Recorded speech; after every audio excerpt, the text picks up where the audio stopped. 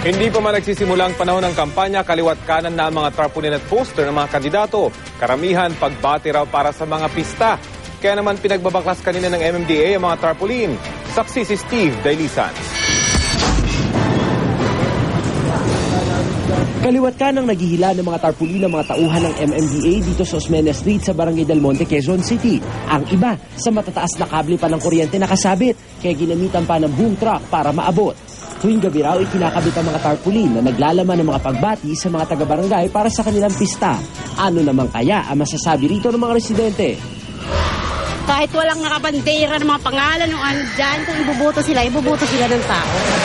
Oo, bahay-bahay. Para okay pa, di ba? Maganda pa yun. Walang kalat.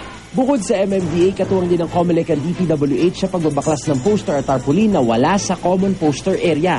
Hindi naman daw sakop ng Operation Baklas ang mga nasa pribadong lugar tulad ng bahay o tindahan, pero pwede itong reklamo kung ikinabit ng walang pangtulong. Hindi po naman tinatarget ang particular na politiko o kahit sino pa man dahil hindi lang po yung mga political ads ang tinatanggal namin, pati na po yung mga advertisements.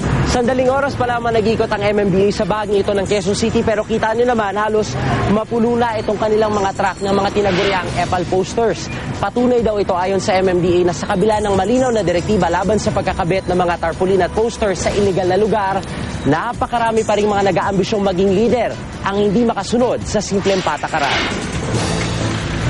Pati raw ang pondo, oras at pagod ng ahensya na aaksaya sa paulit-ulit na pagliligpit ng kalat. Partida, hindi pa nagsisimula ang campaign period sa lagay na yan.